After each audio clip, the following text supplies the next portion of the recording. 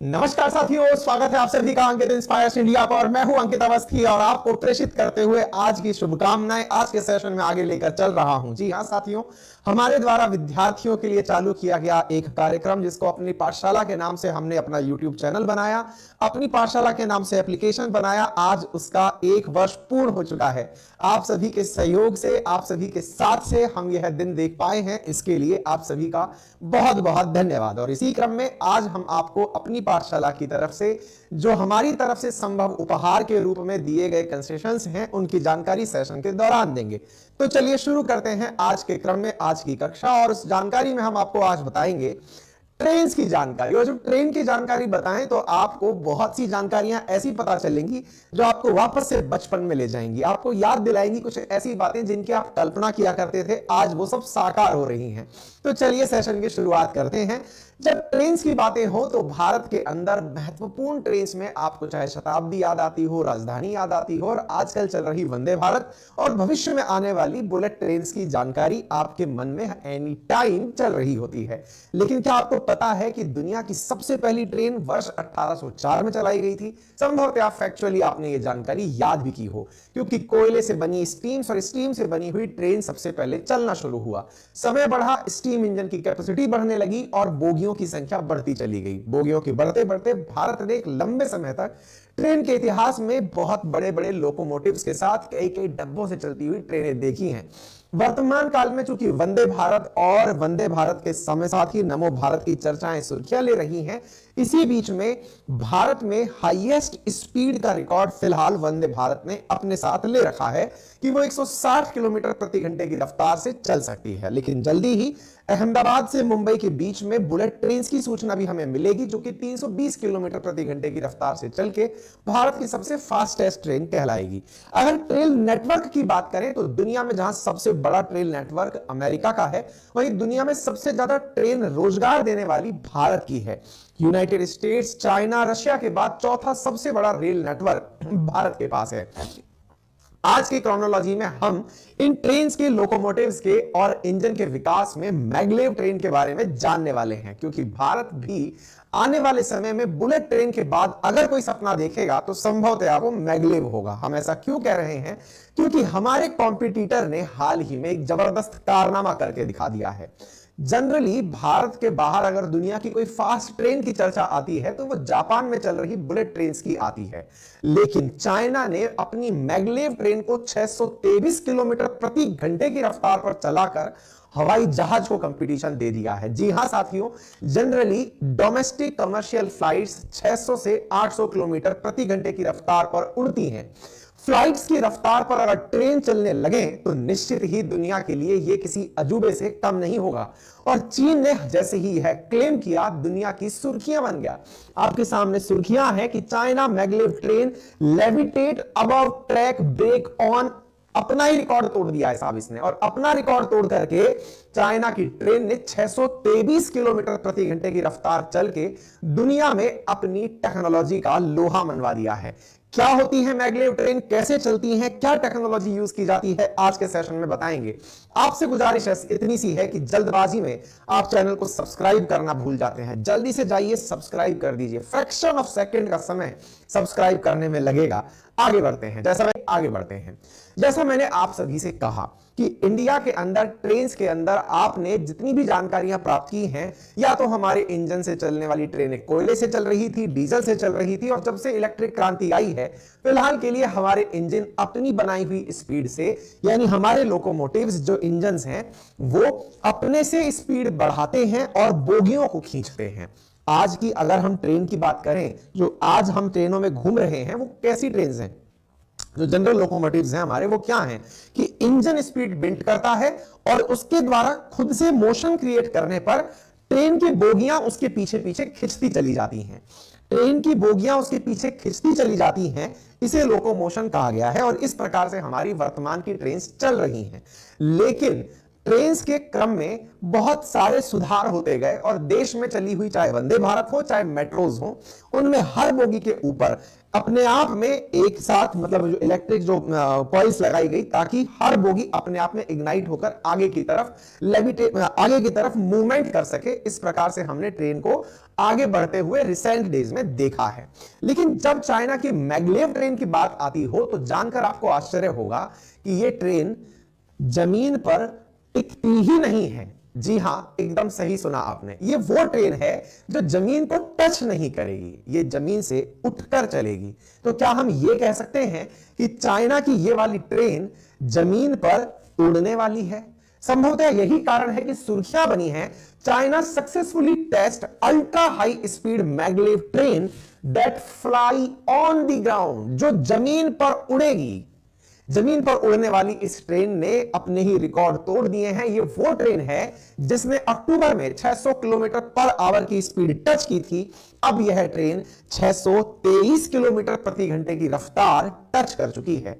जमीन पर उड़ेगी तो यह कैसे संभव होगा? आज का सेशन इसी को समझाने के लिए है। मेरे प्यारे साथियों, जैसा मैंने आपसे कहा कि इस ट्रेन में वर्ड यूज किया गया है मैग्लेव। मैग्लेव में दो शब्द हैं, मैग्नेट और लेव यानी लेविटेट। यानी मैग्नेट की वजह से अगर कोई ट्रेन लेविटेट करे यानी कि तैर कर चले तो उसे मैग्लेव ट्रेन की संज्ञा दी जाती है। यह ट्रेन अपनी एरोडायनामिक शेप के कारण तो जानी ही जा रही हैं, लेकिन अगर ट्रेन तैरती है तो यह अपने आप में बड़ा ही अचरज का विषय बनता है कि ट्रेन तैरेगी कैसे? क्या पानी है क्या? हमने कहा जी नहीं।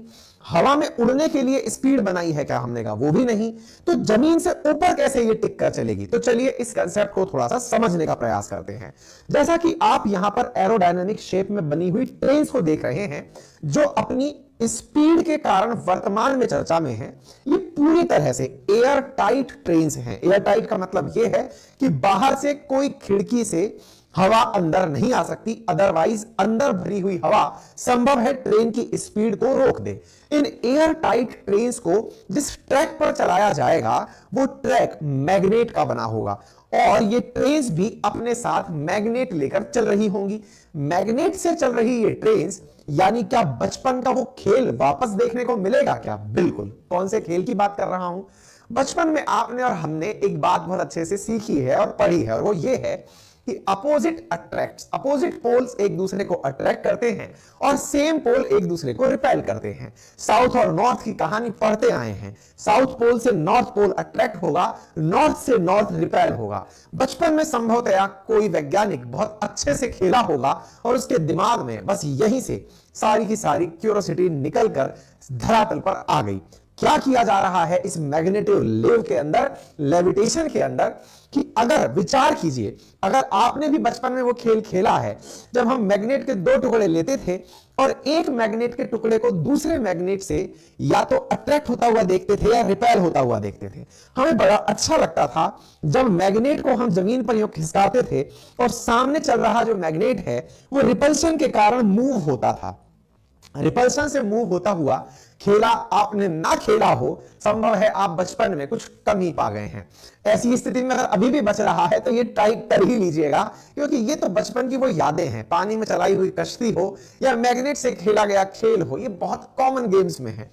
बचपन में ये जो खेल आपने खेले ये वैज्ञानिकों ने बहुत तरीके से यूज किए। आप कुछ यहां पर देखिए, यहां एक मैग्नेट के सामने दूसरी मैग्नेट को इस तरह से कॉन्स्टेंटली ऊपर रखा हुआ है और इसी टेक्नोलॉजी का यूज करके इस ट्रेन को आगे खींचा जा रहा है।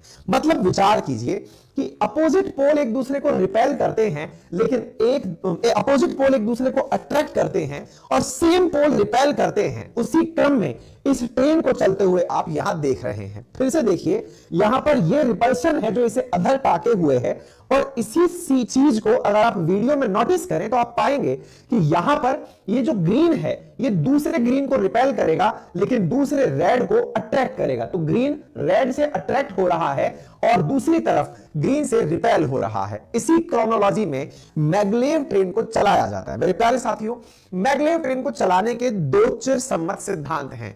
एक को कहा जाता है इलेक्ट्रोमैग्नेटिक मैगलेव और एक को कहा जाता है इलेक्ट्रोडायनेमिक मैगलेव।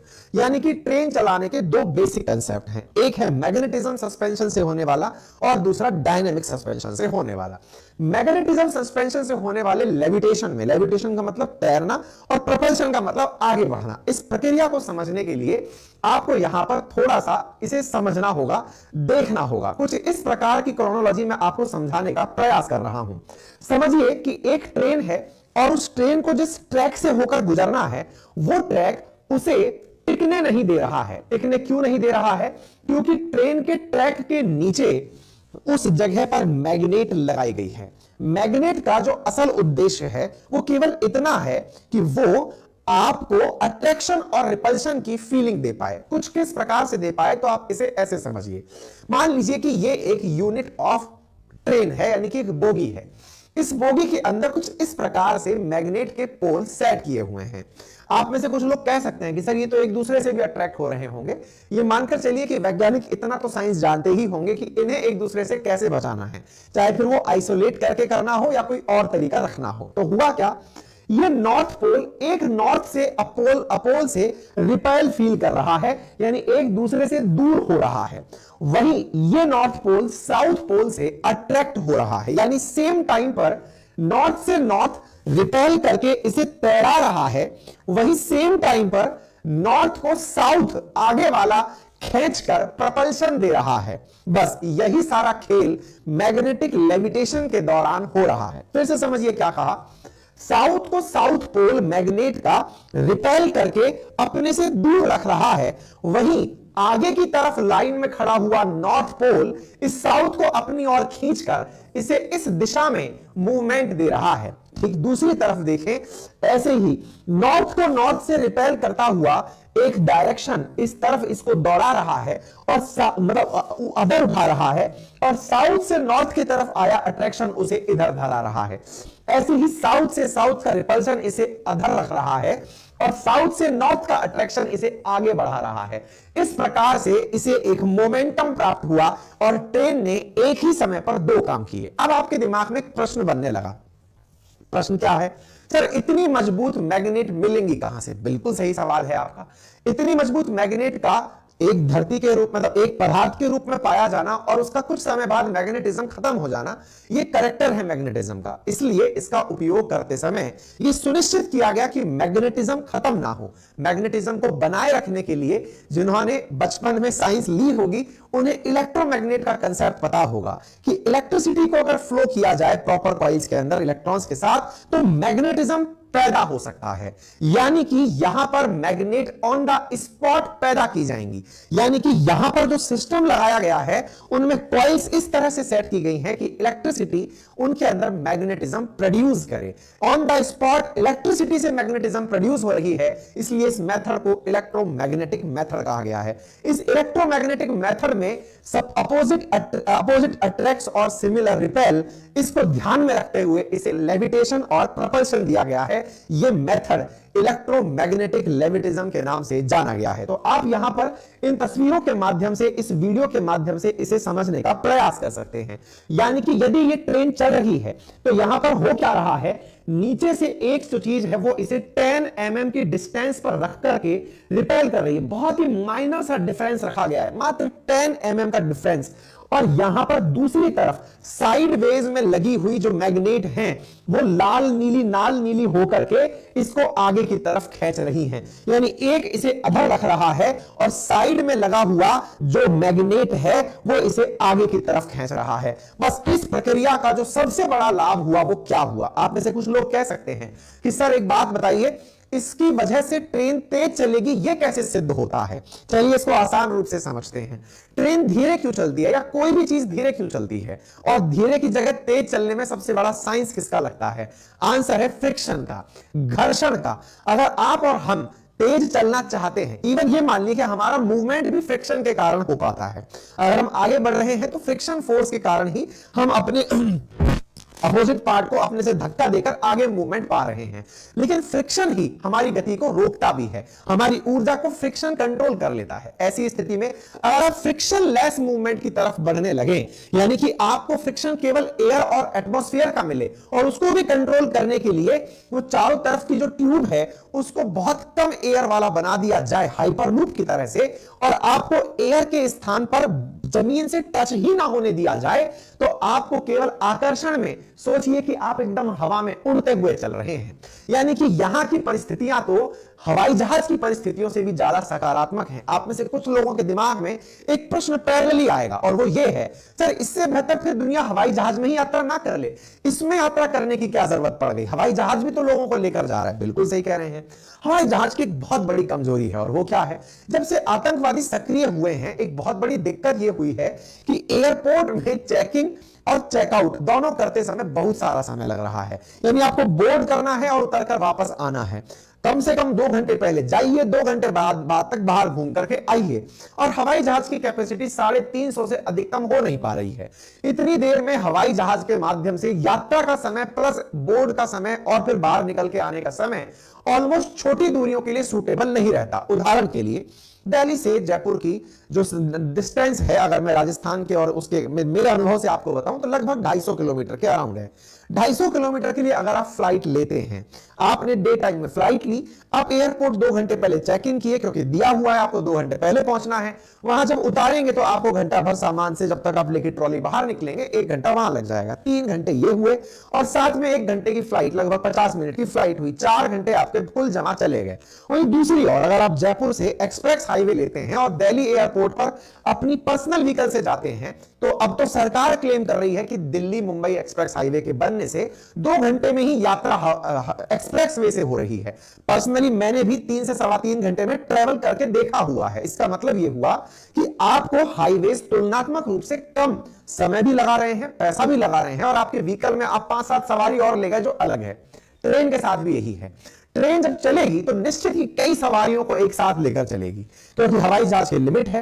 नंबर दूसरा, जो बोर्डिंग का हवाई जहाज उड़ने का जो संकट है वो इनके साथ नहीं रहेगा। और तीसरी सबसे इंपॉर्टेंट बात, भाई अगर आप ऐसी टेक्नोलॉजी बना ले गए तो सोचो कितने लोगों को आप टेंशन देने की स्थिति में रहोगे कि यार इनके पास ना ऐसी चीज है। यानी कि ये वो वाली बात है कि आपके पास हथियार कई तरह के हों लेकिन एक परमाणु बम है तो दुनिया वाले अलग रेस्पेक्ट देते हैं। पाकिस्तान चाहे हाथ में कटोरा लेकर रखे, लेकिन जब उसे कोई यह एहसास दिलाता है कि तुम भिखारी हो गए हो तब वो अचानक बोलता नहीं हमारे पास परमाणु बम है। यानी कहने का मतलब यह हुआ कि कुछ हो ना हो, आप टेक्नोलॉजी के दम पर दुनिया को धमका के रख सकते हो। अब सोचिए चाइना जैसा देश, दुनिया की दूसरी सबसे बड़ी आर्थिक महाशक्ति, अगर अपने बारे में दुनिया को यह बताए कि हमने क्या कर लिया है, तो भाई टेक्नोलॉजी के नाम पर दम भरना और दुनिया को यह बताना कि तुमसे ना हो पाएगा, ये दोनों ही उसे एक अलग ही लेवल का किक देगा। और वो जो किक है उसी के होड़ में ये लोग निकले हुए हैं। दूसरा जो मेथड है वो है इलेक्ट्रोडायनेमिक सस्पेंशन। इसमें क्या किया जाता है, इसमें नीचे पटरियों के अंदर ही मैग्नेट लगा दिया जाता है। जमीन, ट्रेन के नीचे मैग्नेट और पटरियों के नीचे मैग्नेट, ये मैग्नेट ही एक दूसरे को रिपेल करके, यानी मैग्नेटिज्म की जगह पर यहां पर डायनेमिक मूवमेंट में जमीन के नीचे लगी मैग्नेट तुलनात्मक रूप से महंगा पड़ता है और ज्यादा किफायती नहीं होता है, इसलिए लोग इलेक्ट्रोमैग्नेटिक मैग्नेटिज्म यूज करते हैं, जिसके बारे में मैंने आप लोगों को समझा दिया है। तो उम्मीद है आपको मैग्नेट का स्टोरी समझ में आ गया होगा। अब चर्चा करते हैं इसका इतिहास क्या रहा है। क्या चाइना वाले इतने बुद्धिजीवी हो गए क्या कि ये सबसे पहले खुद ही सोच लिए कि हम तो ये ट्रेन चलाएंगे? अजी नहीं साहब। चाइना अमीर कैसे बना? हमारे बाद में आजाद हुआ मुल्क आज हमसे भी कई गुना बड़ी इकोनॉमी अगर बनकर बैठा है तो इसके पीछे का आपके एक बचपन में खेला गया खेल है जिसको आपने कभी इज्जत नहीं दी। हमारे घर वालों ने हमारे उस खेल को खेलते हुए देखकर कई बार हमारी मजाक बनाई कि पता नहीं इसको जब भी खिलौना दिलाते हैं ये तोड़ कर रख देता है और अंदर खोल के देखता है कि पता नहीं इसमें क्या मिलने वाला है। असल में हम पैदाइशी इंजीनियर हैं। इंसान की पैदाइश ऐसी है कि वो खोल कर, तोड़ कर, देख कर जानना चाहता है कि क्या है। चाइना वालों ने इसे कमर्शियलाइज कर लिया, बस इतना समझ लीजिए। मतलब यह है जब भी किसी बने बनाए प्रोडक्ट को आप तोड़ फोड़ कर उसके अंदर झांकते हैं और सोचते हैं कि यह कैसे बना होगा और उसको बनाने के लिए आप अगर जुट जाते हैं तो इस प्रक्रिया को रिवर्स इंजीनियरिंग कहा जाता है। रिवर्स इंजीनियरिंग की प्रक्रिया में चाइना महारथी है, क्योंकि औद्योगिक क्रांति की शुरुआत तो यूरोप में हुई थी, लेकिन एशिया तक औद्योगिक क्रांति कैसे पहुंची इसके पीछे का बड़ा इतिहास है। और उसमें कहा जाता है कि जापान वाले बड़े इंटेलिजेंट थे, चीजें खुद से प्रोड्यूस करते थे, लेकिन चाइना वाले बहुत बड़े नकलची थे, और नकलची इतने कि वो जापान से अमेरिका से खूब सारा सामान मंगाए और मंगाकर अपने लोगों से बोले खोल के देखो इसमें क्या है। लोग खोल कर देखे, समझे और समझ करके उसको दोबारा पैक किए। शुरुआती स्थिति में तो लोग पैकिंग को सही से कर नहीं पाए, इसीलिए एक चर्चा चली कि चाइना का माल है, ज्यादा टिकेगा नहीं। आप भी उस दौर में रहे होंगे जब चाइनीज सामानों का हम मजाक बनाया करते थे। क्यों? क्योंकि कॉपी तो बिल्कुल ओरिजिनल बना दी है इन्होंने, एकदम फर्स्ट हैंड कॉपी बना दी है, लेकिन यूज करने निकलते हैं तो फेल मार जाती है। चाइना वालों ने इसे भी बड़ी खुददारी से लिया, बोले ठीक है आज हमारी नकल की मजाक हो रही है, लेकिन एक दिन ये नकल ओरिजिनल पर भारी पड़ेगी। और हुआ यही। आज आप में से जितने भी लोग मुझे फिलहाल मोबाइल पर सुन और देख रहे हैं, एप्पल और सैमसंग हटा दिया जाए तो अधिकांश लोग चाइनीज मोबाइल पर ही देख रहे हैं। और तो और आप में से जो लोग मुझे एप्पल पर भी सुन और देख रहे हैं, उनमें से आधे से ज्यादा एप्पल कहीं ना कहीं चाइना में ही मैन्युफैक्चर हुए हैं, अदरवाइज उनकी चिप या फिर उनका मदरबोर्ड वहीं से बनकर आप तक पहुंचा है। दैट मींस चाइना वालों ने अपनी रिवर्स इंजीनियरिंग से यूरोपियन देशों को एक सस्ती लेबर देकर के खुद की एक मिसाल कायम की। अब इसी क्रम में चाइना वालों ने अगर बुलेट ट्रेन चलाई है तो 100% मतलब कॉपी पेस्ट तो कहीं से किया होगा, और किया है तो उसका इतिहास क्या है वो जान लीजिए। देखिए 1964 के बारे में कहते हैं कि तब से दुनिया इसके पीछे पड़ी हुई है, क्योंकि लोगों को इसे इसलिए बनाना था कि हमारे पास ये है। ये बिल्कुल वैसे है जैसे गाड़ी 4 पहिए की चलती है, मार्केट के अंदर उसकी जो स्पीड होती है वो नॉर्मल होती है। आप 10-15 लाख की एवरेज गाड़ी से भी गुजारा कर सकते हैं, लेकिन एक भाई साहब हैं जो 10 करोड़ की गाड़ी ले आए। वो इसलिए नहीं लाए कि 10 करोड़ की गाड़ी सड़क से उठ के चलने लगेगी, वो इसलिए लाए क्योंकि समाज में उन्हें यह इंप्रेशन देना है कि वो 10 करोड़ की गाड़ी को रख सकते हैं, वो उनकी औकात के अंदर है 10 करोड़ की गाड़ी से घूमना। ये भी कुछ औकात का ही सीन था, तभी तो दुनिया के ना जाने कितने देश इस रेस में घुस गए। शुरुआती 20वीं सदी के दशक के शुरुआत में दुनिया के देशों के अंदर शुरुआत में इसके बारे में रॉबर्ट गॉडार्ड नाम के एक वैज्ञानिक थे, जो कि अमेरिका के वैज्ञानिक थे। उन्होंने प्रपोज किया कि मैग्नेटिक फील्ड से ट्रेन चलाई जा सकती है। यही कारण है कि 60 से 70 के दशक में इसके ऊपर सीरियस रिसर्च होना शुरू हुआ, प्रोजेक्ट्स लिए जाने शुरू हुए, और इसी के अंदर जापान और जर्मनी आगे निकल कर आए कि हम मैग्नेट से चलने वाली ट्रेन चलाएंगे। सोचिए 60 से 70 के दशक में जहां भारत एक वक्त के भोजन के लिए तरस रहा था, हरित क्रांति के माध्यम से हम युद्ध लड़ने की तैयारी कर रहे थे, जय जवान जय किसान की बातें कर रहे थे, हम अपने एक वक्त का खाना जवानों को बॉर्डर पर पाकिस्तान से लड़ने के लिए भेज रहे थे। ऐसी स्थिति में ये लोग एक अलग लड़ाई लड़ रहे थे कि टेक्नोलॉजी में कौन आगे है। ये सोचिए कि हमसे कितने सालों आगे लोग चल रहे हैं। आज भी हमारे लिए जो काम अजूबा जैसा लगता है, ये लोग 1960-70 के दशक में इसके प्रयोग कर रहे थे कि ट्रेन कैसे चलाएंगे। आज भी भारत की कई पनवाड़ी और चाय की दुकानों पे आपको लोग बहस करते मिल जाएंगे, बुलेट ट्रेन चलाने की क्या जरूरत है, उसमें तो कुछ अमीर लोग बैठेंगे, उन्हें इस बात से मतलब नहीं है कि वो देश के लोग होंगे, देश के अंदर जुड़ेंगे। जो संपन्न लोग हैं, जिनके पास क्षमता है, जिनके पास स्किल है, अगर उनका समय, क्योंकि जीवन में सबको समय सीमित मिला है, लेकिन उस सीमित समय का उपयोग करके अगर उन्होंने कुछ ऐसा प्रोड्यूस कर दिया जिसकी वजह से उनके समय का उपयोग करके देश की इकोनॉमी बढ़ी, तो ये हमारे लिए अच्छा है। खैर, समाजवादी देशों के अंदर और जो साम्यवाद से प्रभावित देश हैं, उनके अंदर ये बहुत बड़ी दिक्कत होती है कि वो हमेशा टेक्नोलॉजी को क्रिटिसिज्म करते हैं। पनवाड़ी की दुकान पर खेलना चखते हुए, घिसते हुए वो चंद्रयान 3 का क्रिटिसिज्म करते हुए दिखाई देते हैं। यार चंद्रयान 3 भेजने की क्या जरूरत थी, क्या जाके खोजेगा, मट्टी है कि नहीं, पानी है कि नहीं, ये पानी रहा ना, इसका क्या किए, देखिए पानी में कीड़ा पड़ गया। ऐसे करते हुए लोग दिखाई दे जाएंगे, पर उन्हें साइड में हटाइए। देश को जब होल आप देखते हैं तो आप चर्चा का हिस्सा बनते हैं। तो आप सोचिए, जर्मन्स ने 60 से 80 के दशक में इस ट्रांस रैपिड परियोजना का प्रारंभ कर दिया, और बकायदा ऐसा करते हुए 1970 के दशक में उन्होंने एक टेस्ट ट्रैक तैयार करके ट्रेन चलाना तक जर्मनी वालों ने शुरू कर दिया। लेकिन दुनिया ने जब देखा कि जर्मनी वाले इस काम को कर गए, मैं आपको फिर से बता दूं, देखिए जर्मन सबसे ज्यादा एक ऐसी कौम है जो अपनी खुद को यह समझती है कि उससे सुपर कौम कोई है ही नहीं, मतलब उनमें जर्मन होने का भयंकर घमंड है। अगर सेकेंड वर्ल्ड वॉर का सबसे बड़ा कारण माना जाए तो इनका खुद की कौम के प्रति अत्यधिक प्रेम। जर्मन मतलब एक्स्ट्रा इंटेलिजेंट आदमी, और एक्स्ट्रा इंटेलिजेंट है तो एक्स्ट्रा ऑर्डिनरी काम करेगा। एक्स्ट्रा ऑर्डिनरी काम करेगा तो दुनिया में सबसे पहले हम चला के मैगलेव दिखाएंगे, और ये चला के दिखा दिए। दुनिया के देशों को पसंद नहीं आया कि यार आइडिया हमारा था, तुम पेस्ट करके चला दिए।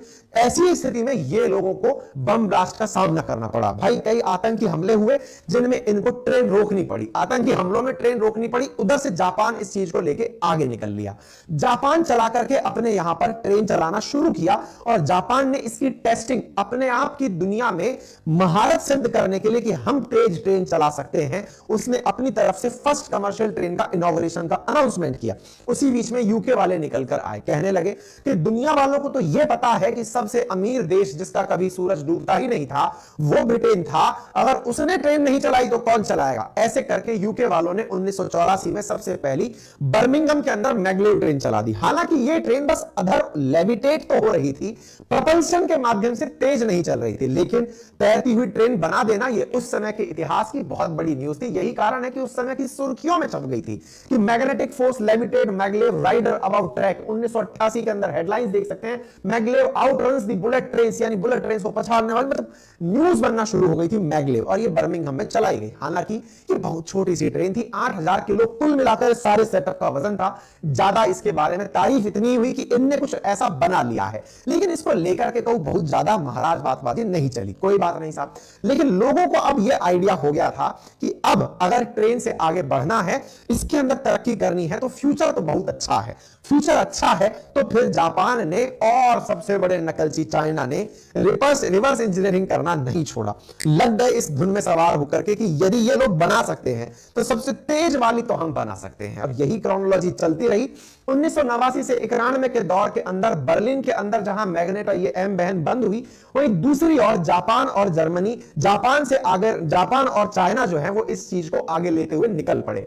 दुनिया में फिलहाल 6 मैग्लेव ट्रेन चल रही हैं, जिनमें से 2 साउथ कोरिया में है, 1 जापान में है और 3 इनमें से चाइना के अंदर चल रही हैं। फिलहाल जो शंघाई मैग्लेव ट्रेन है, 3 मैग्लेव ट्रेन में से वो एक है, और इस मैग्लेव ट्रेन का जो असल यूज है वो दुनिया को ये दिखाना चाहता है चाइना कि हमारी जो फास्टेस्ट सिटी है उनके बीच में इस ट्रेन को चलाकर हाई स्पीड ट्रांसपोर्टेशन दूंगा, जिससे दुनिया को टेक्नोलॉजी में जो हमारा एडवांसमेंट है इसको एहसास करा पाऊंगा। सरकार अपने स्तर पर इन्वेस्टमेंट देकर के और दुनिया के सामने अपने इनोवेशन का लोहा बनाते हुए इस काम को तेजी से करा रही है, क्योंकि ये अपने आप को दिखाना चाहता है कि ये मेरी इज्जत की चीज है, कि मैंने दुनिया की सबसे तेज चीज बनाकर मार्केट में रख दी है। उम्मीद है आप सभी साथियों को चीन के द्वारा किए गए इस प्रयोग की सफलता से मन में एक मोटिवेशन जरूर पैदा हुआ होगा कि एक दिन भारत भी इस लिस्ट में कहीं शुमार होगा, और निश्चित ही आप जैसे जब देशभक्त साथ में हो तो यह सपना कुछ बहुत दूर नहीं रह जाता है। बस विचार सकारात्मक देश की तरक्की के लिए रहना चाहिए। फिलहाल के लिए इतना ही।